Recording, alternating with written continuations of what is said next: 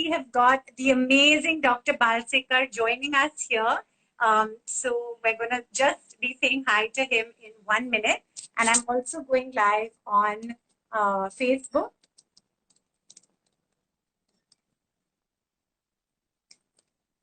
Just waiting for 1 second. Hi, Dr. Balsekar. So good to see you. Yay, that's so wonderful to see you here. I'm just going live also on Facebook. So we're here as well on Facebook as well.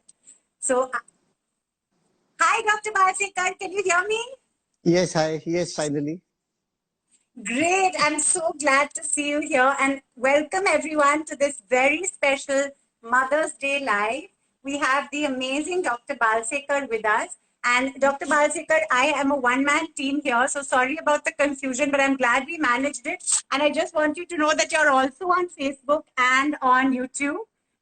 In my home setup, which has all our different devices. So just to let you know that you're live on all those platforms too. So everyone who's joined us, Dr. Balsekar needs no introduction. He's an eminent pediatrician. He's also the author of Zero to Two, Baby and You, a wonderful book on practical parenting. And he's also the founder and trustee of The Healing Touch. And today we're going to be talking about a very serious and very important topic, which I actually, frankly, didn't realize it was Mother's Day when we chose to have this conversation.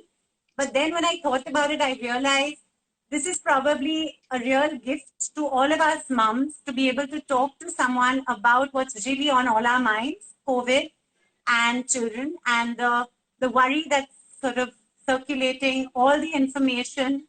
So firstly, thank you, Dr. Balsekar, for being here. And to start at the beginning, I think last year, all of us had a sense of, as much as we were all petrified of COVID and worried and being very careful, there was an element of relief that it didn't seem to be affecting children very much. Now, with this second wave, we're all reading and hearing that children are more affected. The percentage of children affected is more. Can you tell us a little bit about that? So, in USA, for example, the population of children is about 22%. And early in the epidemic last year, only 3% of cases were in children. And over a period of time, it increased to 8%, 13%, and now it is 20%. And this means that almost as many children are infected as adults. And a similar pattern has been seen in India. The reason is not very clear. It's not very clear whether the virus mutation is affecting children more. There's not enough data to say that. But what has also happened is that the population infected currently is changing. Earlier, the older age groups were involved, but now everybody is out and about, the younger people are getting in. And it's the parents who are infecting the children. So 90% of infections in children come from parents. And that seems to be the major route by which children are getting infected. So it is possible that the mutated virus is infecting the children more, but it is perhaps more likely that it's the parents who are bringing the infection home and they are infecting the children now. So that parents are probably bringing the infection home and infecting the children, as you say. So do you think that, as we all know, being very careful is, of course, the first point, but about the vaccination, of course, the fact that more and more people need to go out there and get vaccinated. But if children are now getting a little more affected, what can we as lay people do? Apart from staying home and staying safe, is there anything that we should be doing for the children, giving them anything or anything at all to protect them? See, the way to protect children is to protect yourself.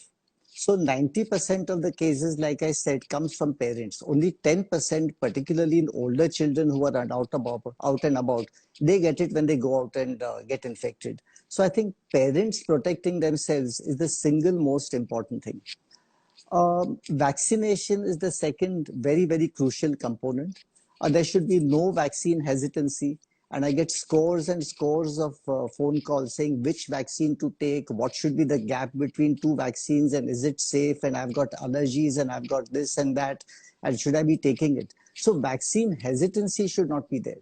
So all parents, whenever it is possible, must take either of the vaccines which is available without any hesitation. If you protect yourself, then children are going to be protected. Now, the third wave which people are talking about is exactly for this reason, that over a period of time, when adults get protected by vaccinations and older people get protected by vaccinations, the only lot which will remain unvaccinated is the children.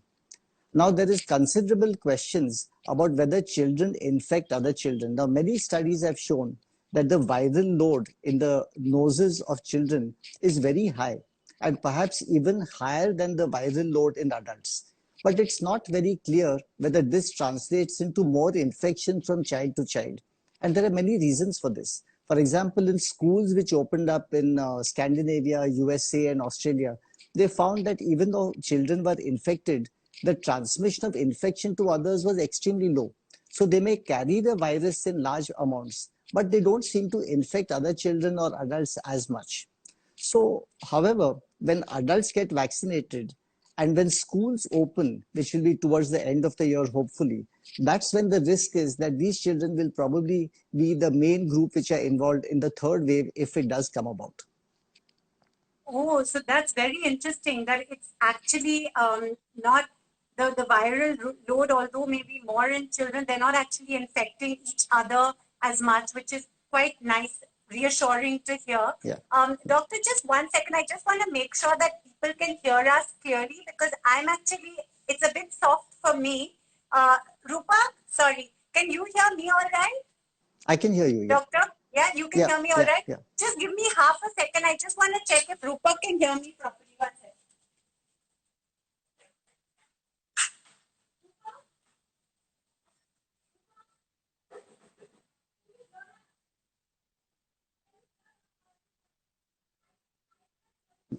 Yes, okay.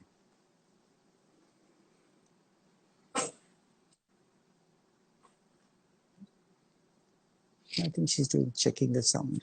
So sorry about that. Yes, you're perfectly audible. I was having a little bit of a problem, so I just wanted to make sure. But that is very, very interesting. So for those of you on the other platforms who are only able to hear Dr. Balsekar but not see him, he was saying while the viral load is perhaps more when it comes to children being infected, they're not actually infecting each other, which is slightly reassuring. And also, most of the children's infections actually coming from children, so it's from parents. So it's extremely important that the parents stay careful and the parents get vaccinated. Coming to a question that a lot of us young parents perhaps have is we're only just eligible for the vaccine. And as we know, there's worldwide, I think the vaccine rollout programs are just structured in a way that we're actually getting it later, obviously, because of age and all that. So now, when it comes to the gap between the vaccines, would you recommend that people take it as soon as they get it, as long as there's 4 weeks apart, or the earlier conversations about increasing efficacy if you keep the gap longer and all? Should we do any of that, or just take it as soon as we get it at a 4 week interval? I think we should not overthink about the vaccine. Take whichever vaccine you get, take it at 4 weeks. In some parts of the country, they are insisting on a 6 weeks gap. In that case, take it at 6 weeks, but don't try to delay it for better efficacy at 8 weeks or 12 weeks. The vaccine is in short supply. The moment you get whichever vaccine you get at the earliest possible time, minimum gap should be 4 weeks, take the vaccine. That is wonderful advice because I think this is something that confuses a lot of us. Dr. Balsekar is saying take the vaccine when you get it. If you get it 4 weeks apart, take it. Don't be picky about choosing which vaccine and what vaccine right now. To keep our children safe, we need to be safe. And I think that is just fantastic advice. I think, as a lay person, as a lay parent, for all of us, holistic upbringing and making sure our children are, uh, not just protected physically, but also mentally. They have playtime and they have outdoor time. Of course, those are big challenges now as we enter the second year of this difficult lockdown.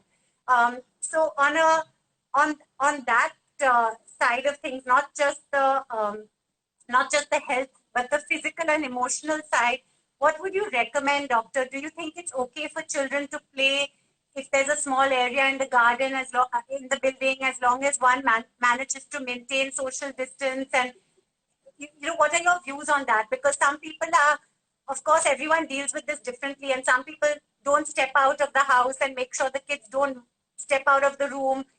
Some people ensure that they have some physical exercise. Some want them to have some fresh air. So, what would you recommend if it's possible to have a little bit of time outdoors where you're safe or not close to people? What would be your recommendation?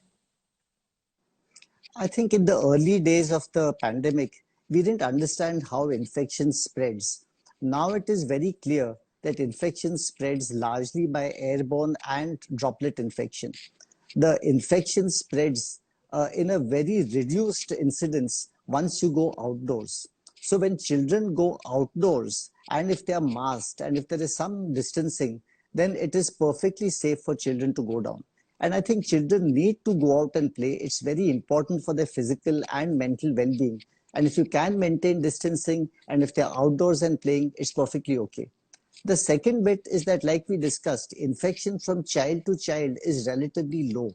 So if there's a group of children in your building playing together, and most of them are leading reasonably safe lives, and they're masked and distanced and playing outdoors, I think it's perfectly safe.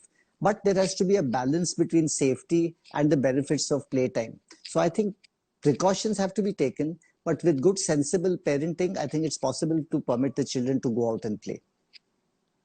That is so reassuring to hear. That's why, for all of you parents who are listening and thinking this is a heavy topic for Mother's Day, it's actually wonderfully reassuring also to hear from an expert like Dr. Balsekar, who has a very reassuring tone that as long as, of course, we're all sensible and maintain the safety protocols, if we are careful, we can take our children down to play with masks, with social distancing, allowing them to have some parts of regular childhood as well.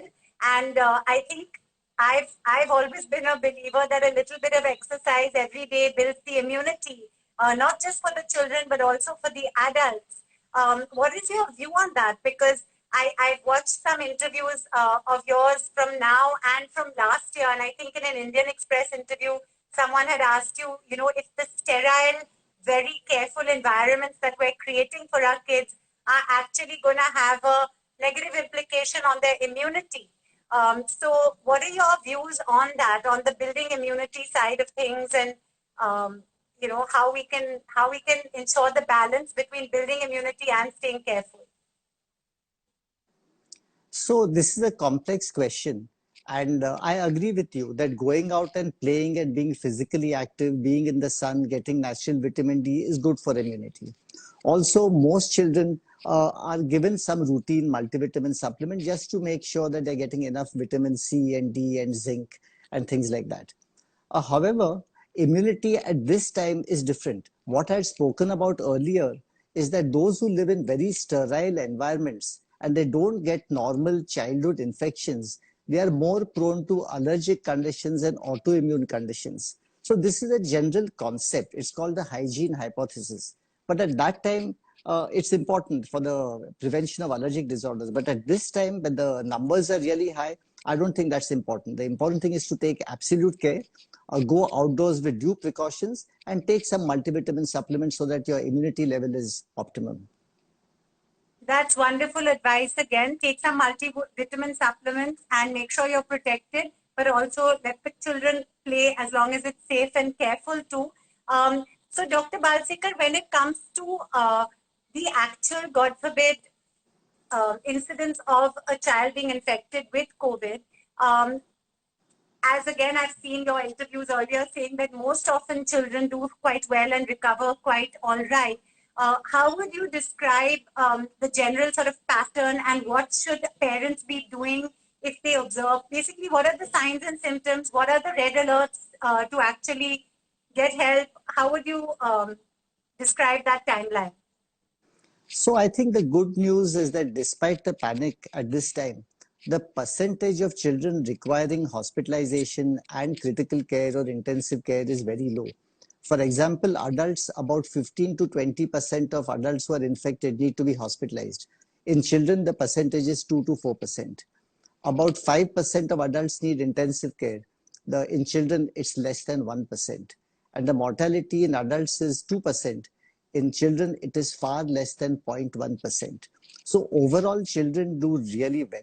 And at our SRCC hospital where I practice, we've had a lot of references, complicated cases, and our mortality has been extremely low. I think we've lost only one newborn who had come with a severe case, but otherwise all babies have done extremely well. So severe complications and mortality is extremely low in children. So this is always reassuring. Now, how do children present with COVID? A fever, cough, and cold account for about 65% of cases. But what is important to know is that only fever is seen in only 45% of cases. That means in almost 55% of cases, there is no fever. So children may have a cough and a cold, but they may not have fever. Or sometimes they may have a trivial cold and may just have body ache and malaise and not to feel too well. So it doesn't always appear as a very severe disease. So what is important is that while fever, cough and cold occur in about 2 out of 3 cases, it means that in 35% of cases, there is no fever, cough and cold. So you may have COVID, but you may not have fever, cough and cold. Almost 30% of children, particularly during the second wave, present with gastrointestinal symptoms. So they may come with diarrhea, they may come with vomiting, they may come with abdominal pain. And this lack of taste and smell, which adults are very well versed with, is seen in only 1% of young children. In older children, it's seen in about 10%, but under 10 years, only 1%. So you have to be very alert. Any child who is unwell with any symptom, any illness which is prolonged, any illness which is severe and doesn't get better, particularly in a setting where there is a contact with COVID, it's most important that you report to your doctor. So that's very, very helpful advice again, that any symptoms at all that are persisting, please consult a doctor. And as Dr. Balsekar pointed out, again, the statistics when it comes to children are a bit more reassuring, but it's not just the cough, cold and fever that we used to read about. There's also gastro issues, diarrhea and other things that are ways that it could manifest as well. So typically, if it's a mild case and the child is being looked after at home, what is the standard protocol for looking after the child at home? Of course, in consultation with the doctor over the phone. What would be the typical? Would the child have to be isolated? What would be the typical care? So over the last year, I've had scores and scores of children with COVID. I have not had to hospitalize any of normal COVID patients. And most of them come with very mild symptoms. They come with little cough and cold and body ache and malaise. Most cases are in fact detected on contact tracing. So parents have COVID, then you test the children because the index of suspicion is high and they are asymptomatic and they are detected. So most children have very mild symptoms. So these children don't need too many medicines. They are just given simple paracetamol for the fever. Most of the fevers settle within 2 or 3 days. If they have a cough cold medicine and it's troublesome, then you give some cough cold medicine. All of them are given routine vitamin supplements. We always educate parents as to the red flags, that when do you need to go to the hospital, when do you need to test. And here the red flags are if your fever is high, if the fever goes beyond 3 days, if the cough is severe or getting worse, if the child is breathless, if you do a pulse oximetry and your readings are less than 94%. But very important, if the child looks very dull or the child looks listless, doesn't take in enough liquids and is very weak or doesn't pass enough urine, these are red flags. The other red flags are if you have red eyes, if you have red mouth, if you have skin rashes, or you generally have a sick look, then you need to report to the doctor. Now, the general advice once the child is infected or diagnosed is that this child has to stay indoors for 14 days. So the quarantine period is 14 days. And the second very important part is that the caretakers or those who are in contact with the child should also be in quarantine for 14 days. What happens in practice, and this really is very troublesome, is that you may have a father who's got the infection from workplace or travel. Then he comes home and he's diagnosed. By then he's been in contact with the mother and the other children. So if the other parents and the other spouses and other children don't take care, the wife can get infected after 5 days, and then she may infect the children after 5 days. So all the contacts have to take care during the period of quarantine. Otherwise, the first infection takes place, but the secondary chain takes place. And that's extremely troublesome because the whole chain keeps continuing from one person to the other. So when you say quarantine, it doesn't mean that only the infected person. All the other people should also maintain distancing. And if you're not able to maintain distancing, mask, sanitize, and take absolute care to prevent infection from one to the other, because anybody could have got infected from the first person. That's a very good point. And I think this second wave, we're all reading a lot about whole families getting infected, and that too not at the same time.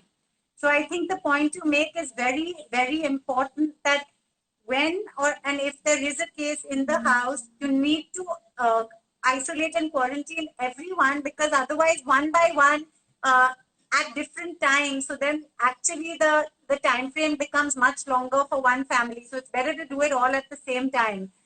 So that's very good advice. A very weird question, but something that I've seen a lot of people ask on social media. If a parent, say a mother, is has tested positive and has a mild case, uh, while in principle, yes, the mother must isolate and stay in a separate room. I know with very small children, it's not always easy. Emotionally, it's very difficult sometimes for the younger child to understand. And so, what is your view on that? Should the mother make every effort to stay absolutely separate, or is it all right for the mother to stay with the small child and, in a sense, just say, okay, if it's in the house, let them also get it? So, Or is it better not to take that chance? What would you think? What would you suggest, rather? so there is very Yeah. There's very clear guidance on this now from all the official bodies, and that is that if you have a young infant who cannot be looked after by somebody else, it's perfectly okay if the child spends time with the mother. Try to minimize it as much as possible and practical. But wear a mask, maintain distancing when you can, sanitize before contact, and particularly when you sleep and your mask is off, see that the bed distance is minimum 6 feet or as much as you can maintain distance. Keep the windows open, keep the fan so that there is some ventilation. It's not possible to separate the mother and child. Similarly, if the child is infected and the mother is not, we've had many cases of this. It's perfectly okay for the mother to look after the child, but again, the mother should mask, she should sanitize, and she should distance as much as possible. So it's very difficult to separate the parents from the children, and young children need looking after. So that's perfectly okay. Thank you. Again, that's very reassuring for many people on our timeline who are young parents. I know some wonderful people who managed to do it. And I think after they've come out of it, they've said more than the COVID, that was a really difficult part of it. So I think anything one can do where you're safe, but also emotionally, everyone's kind of all right, is really, really helpful to know. Now, God forbid, in an extreme case where a child has a bad, let's hope that never happens to anyone, but a bad case of COVID and has to be hospitalized. What are some of the things that you're seeing? Because we've been reading now quite a lot about this MIS, the post-COVID inflammation syndrome. I think that has been occurring from time to time. Again, I watched an interview where doctors spoke of it, a mother who'd been through it spoke of it. And again, I feel these are wonderful ways of raising awareness, as much as it's, of course, a traumatic time for anyone going through it. But can you tell us a little bit about that? What are the things to watch out for, and how, and what one should do if ever one finds themselves in such a situation? So when we talk about complicated COVID, it comes in two forms. The first is a progression of the COVID pneumonia. So you get COVID infection and you start getting worse. The fever is high, your cough gets worse, you get breathless. So this is the COVID pneumonia part. So this I have discussed the red flags: high fever beyond 3 days, progressive cough, a breathlessness, fall in saturations. So this is a progression of the COVID pneumonia. So this is one part. The second part which we are seeing now is called, in Britain it is called PIMS, that is pediatric inflammatory multiple inflammatory syndrome, or in USA it is called MISC, so multi-system inflammatory systemic disorder in children.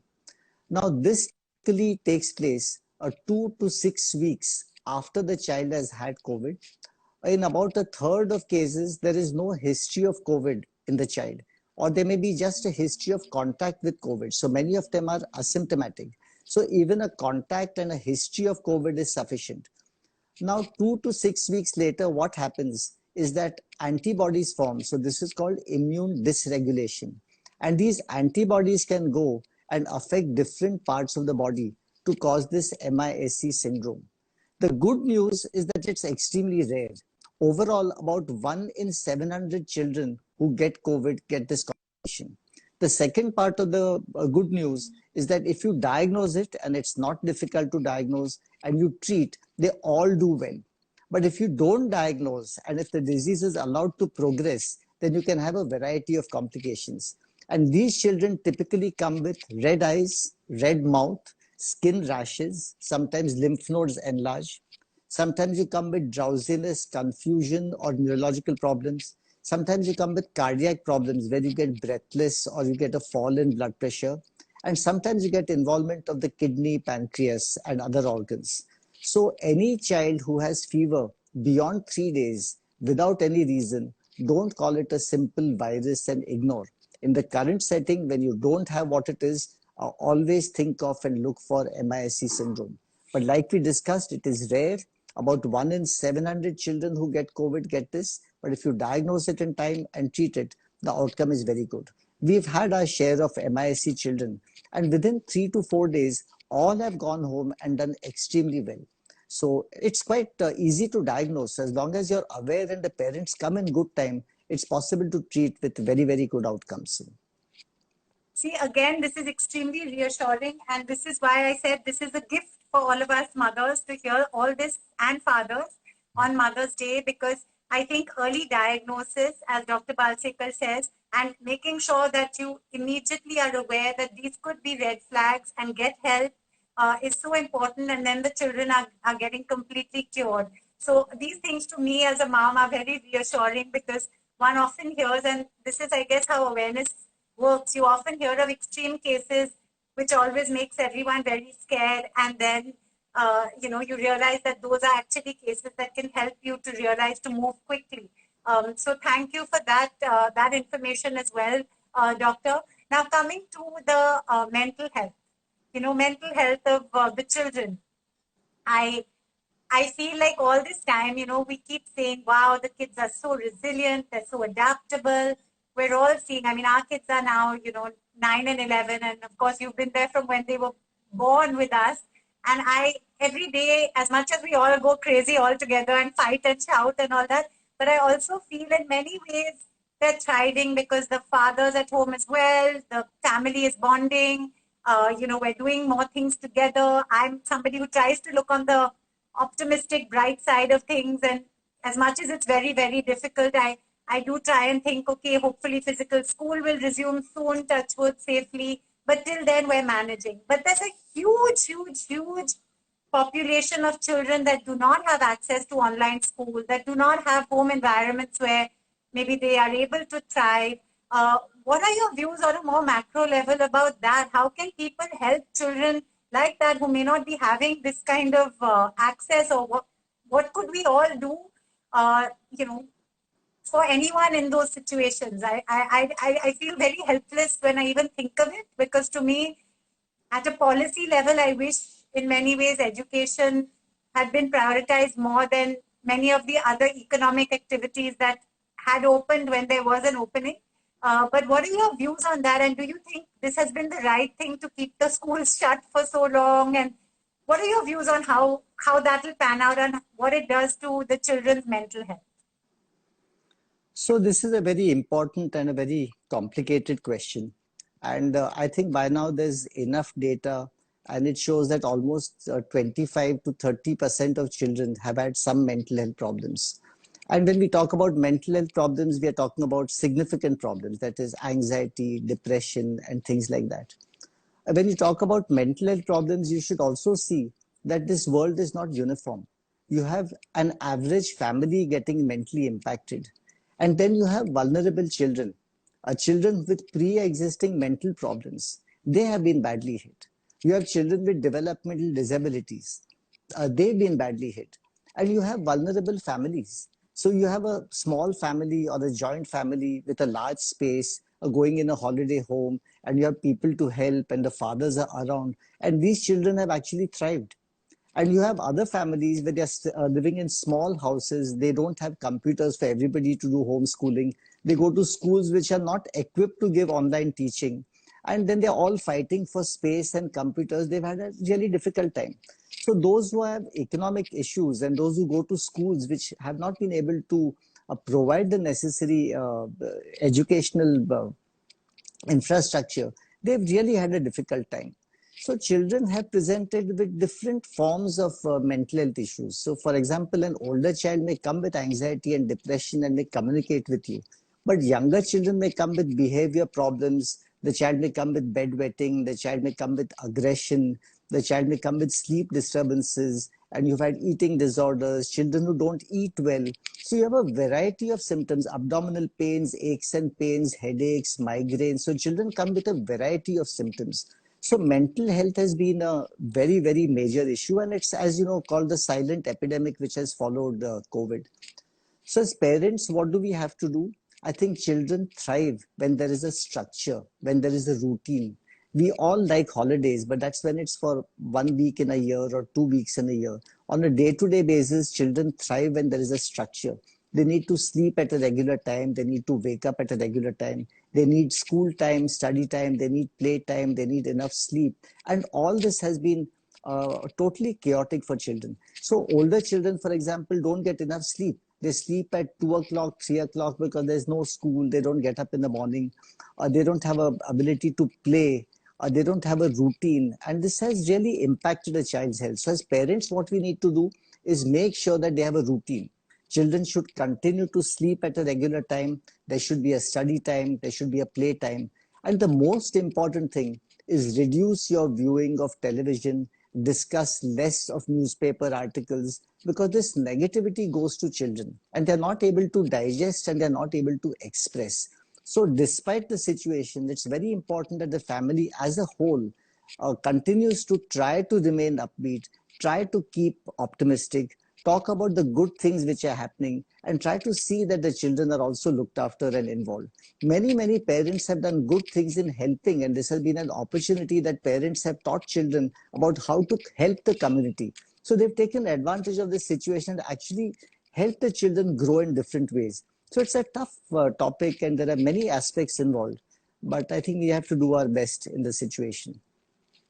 Absolutely. See, I immediately even get teary when you speak about all this because I think, as you so rightly said, there's so much discrepancy and diversity even in every home, especially in a country like India, that one can't even call everyone's situation and circumstance the same at all. So, for even for people like us, I find myself sometimes being almost a bit tough on our kids because if they even so much as complain, I say, look at what other people situation. And sometimes I feel we also should not do that because every child is allowed to feel what their situation is. But I think you're so right when you say routine really helps. I feel very grateful. I was always academically a nerd and I loved structure and routine. And I think whether it's the online schooling or whether it's, being a little bit strict with timetables, these things really help. So we're lucky to have wonderful schools that are managing online. But even if you don't have a structure, have a timetable, I think it helps us as parents too. I think for all of us who are suddenly working from home, and I'm grateful for the children's routine that helps me. But you touched upon such an important point, which I think all of us parents grapple with, which is screen time. Screen time, which we used to avoid, like, and try so hard not to allow too much of. Now it's everything, whether they're schooling, whether they're having fun, even their play dates. So what is your view on that? Because of course we're not in a position to completely restrict, but how do we, I mean, we try some outdoor, some physical, but is it something we should now a little bit say, okay, chalo jane do, it'll be a little while longer, or should we still try and maintain some strictness with screen time?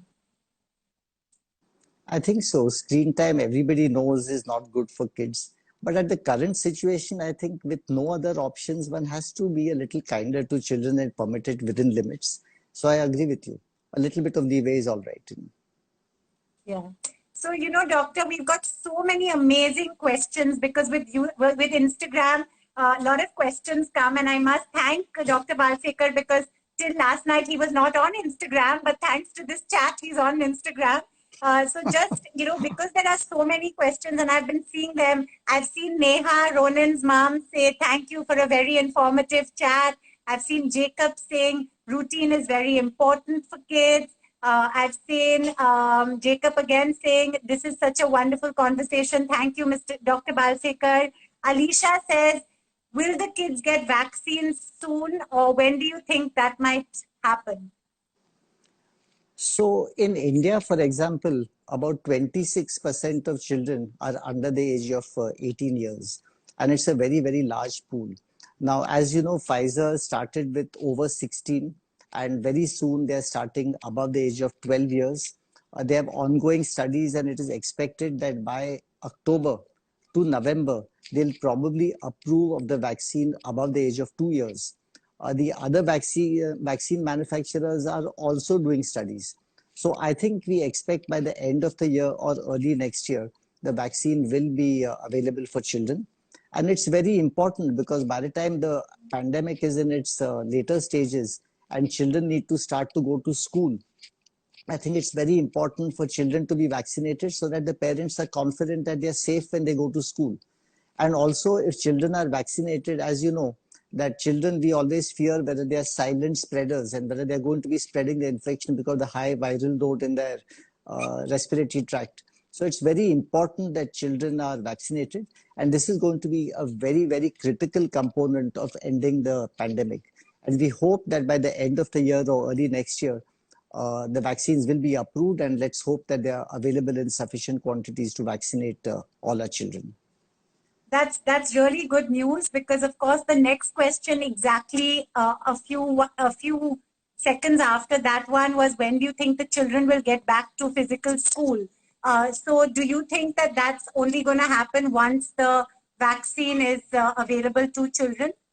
No, there are clear guidance as to when schools can reopen. I mean, the infection rate in the community is below 5%, and when it's below 3%, it is safe to open schools even if you're not vaccinated. We had almost reached there earlier in the year till this second wave started. So if we come under control, even if vaccines haven't been administered to children, it's possible to open schools, but one has to be extremely careful and be very vigilant that infection doesn't take place. So it's possible to open schools. But let's hope that towards the end of this year, hopefully by October, things are quiet and we can open school. It's very unlikely they'll be opening in July.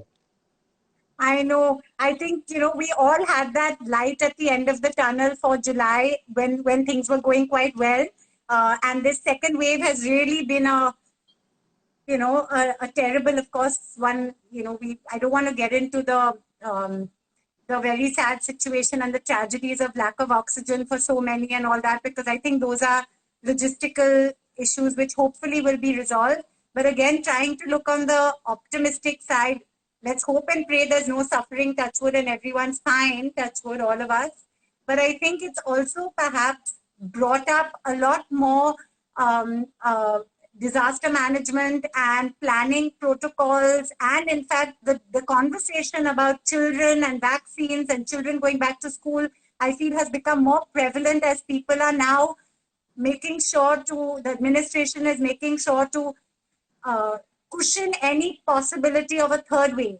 So if there are learnings, I think this awful second wave and the suddenness of it all has hopefully perhaps brought to the forefront the importance of making sure the children are safe. Because frankly, most of last year, I used to find it very upsetting that people were not talking more about children going back to school, and as a young parent, for me, that seemed the most important thing. I would give up my work or my socializing in a heartbeat for the children to have theirs back. And I'm pretty sure every parent would feel that way. And that's why it was so frustrating that we were not hearing more about it, even in the newspapers or anything. So If anything, I hope that will now become a huge priority. So, Doctor, I know you're so busy to the point that I get nervous. I don't even like to message Doctor because I know how busy he is with big issues. So, taking up so much of his time like this is really something I'm feeling guilty to be doing. But we've got, again, Jacob saying so much clarity emerging from this chat. Thanks, Dr. Balsekar. Always a pleasure to hear you. Mahesh, that is P. Nilufer. Then we've got Neha RT22 official saying thank you, much needed advice and support at a time like this. Dr. Marcus Rane saying good to see Dr. Balsekar sharing very useful medical information for parents watching the show. So Dr. Balsekar, you have a lot of amazing messages and a lot of people really grateful for this very informative and I would reiterate very reassuring chat that we must not let our guard down, but at the same time, we should not also be paranoid. Children need to be children as well. And I think to me, it's been reassuring things like let them play as long as, of course, you maintain the masks and this distancing and all that. And of course, for me, hugely reassuring that schools will touch wood open once the vaccines here and once the numbers come down again. So that's really amazing. Are there any last final words you'd like to share, Dr. Balsekar, before we let you go to enjoy your Sunday? So it's going to come to an end. It's not too many months away now. I think with the vaccine manufacturing going up and more vaccines coming to India, I think by the end of the year, the vaccination coverage will be very high. We need to take care right now. We need to be wary of the third wave coming, as you've been reading in the newspapers. But most important, we have to look after our children's mental health and see that they're thriving and they're doing well and support them as much as possible. And the family as a whole has to be optimistic and positive and ensure that each one is looked after. That is wonderful advice. And sorry, just one little question, which is a bit silly, but I'm not silly, but I have been receiving it a lot. You know, in India, because we're now in a summer holiday time, I think a lot of families have got frustrated because for 1 year they kept the optimism high. They didn't think of traveling. They did the staying at home. And as we thought there was the light at the end of the tunnel, people had started planning holidays now. Now, of course, all that has been cancelled. So what are your views on travel right now? Do you actually think the best thing to do is stay put and not even venture out at all? Or do you think people who are doing safe travel also they think, is that all right? Just asking because these are holiday months for most of the children and parents. What is your view on that? There's no one correct answer for this. Generally speaking, air travel was considered safe because the type of air circulation that there is in planes, and if you go for short flights particularly, then it's considered safe. But however, at this time, when the prevalence rate of infection is 20%, 30%, 40%, and especially for a long flight when your mask is going to be down, you're going to be sleeping and eating and going to the restrooms, I think travel is not such a great idea currently. Those who have to and need to travel with maximum care, you can. But hopefully by June, we expect that the numbers will come down and possibly travel will become much safer. Local travel, as long as you can maintain distancing and sanitize and distance and stay in places where it's possible to stay safe, absolutely. But long distance travel is a little risky at the current time. Thank you. That's again very encouraging. There is light at the end of the tunnel. Dr. Balsekar reiterates that we need to stay careful but also optimistic. Keep the kids happy. I think, we will at one point when we look at the glass half full, we will look back, I think, on these amazing bonding times. I think, we had never spent as much time with our kids. I think Rupak had hardly, honestly, I mean, now eating every meal together, one is seeing the positive parts of it. So I do think, I mean, I've become a good football player, I must say, because I've had to play. There's no one else. So between the four of us, so all these little things are, I think, silver linings. And of course, having wonderful doctors like Dr. Balsekar, I think I say this for India because I know there's been so much press about India and the West and this and that. And, I'm half Indian and half English, as you know, and my sister's in England. And, one thing I always say when there have been conversations, because we're mixed, saying, oh, maybe you should come here or go there or, be somewhere else. I say, and my mother, who's English, says, I don't want to go anywhere. This is the safest place to be, because also of the infrastructure of support, the fact that we can speak to people like you and be reassured.